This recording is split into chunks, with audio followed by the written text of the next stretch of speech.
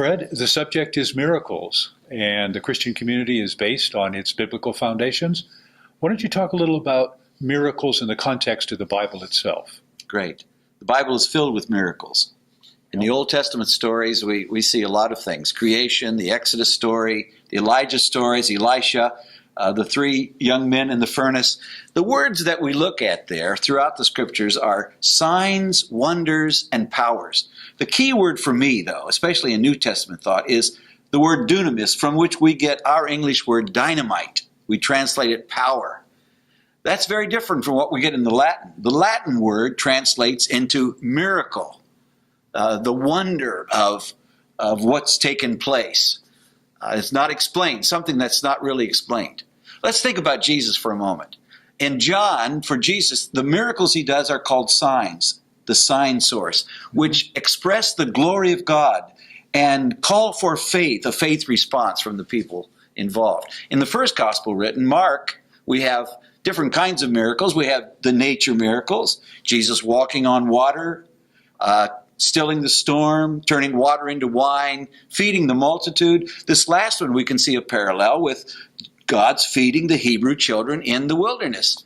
And of course the healing stories, the healing of persons, the lepers, the blind, the lame people, the boy who by the way, appears to have been in an epileptic seizure.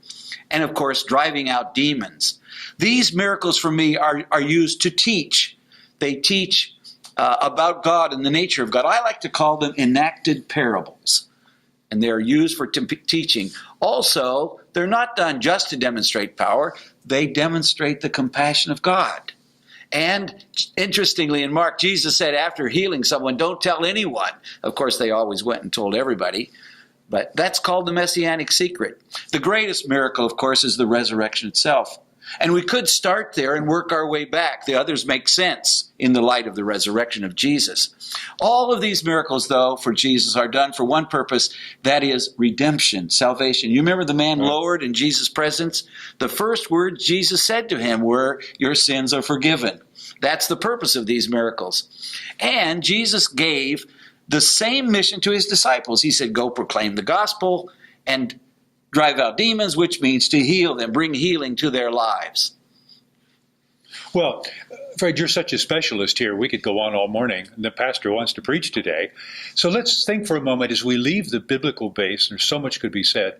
All the centuries of Christian history since, have any of those emphases on healing really changed or mellowed or turned corners over the centuries? Well, there have been changes, of course, but in the early church, they talked a lot about healing miracles in their own time. For example, Clement and Origen and Athanasius and Justin all wrote about miracles. They wrestled with these. Sometimes they thought that miracles were God breaking into history and changing it, doing something very unnatural. Other times they thought that God was working through history and doing natural things, like Thomas Aquinas said it that way. Augustine, on the other hand, thought that God did these miracles through instruments, through persons, and that it was actually natural too. There's another thing to think about this, though, and that is that we see the miracles through our own interpretation, through our eyes of faith, and that's important. Of course, we have detractors. We have people who call them myths. We have people who say that miracles were true in the Bible, but after the apostles, it all ended. So these things take place as well. Well, how about, get personal for a moment, bring it up more to the present. Your own feelings or experience about miracles. Something personal you'd want to say? Great. Barry, I believe that God lives within us. That's where God is, and works through us. And it does it in many different ways. And the primary power that brings about any kind of miracle is the compassion of God at work in us and through us. God works through love. There are natural laws, cause and effect, but when we exercise compassion, we're adding something to the cause and we alter the conditions. That brings change. We can't explain this. There's still the mystery in our faith. Can't explain all that happens, but we do believe that God works in all things for good. Agreed.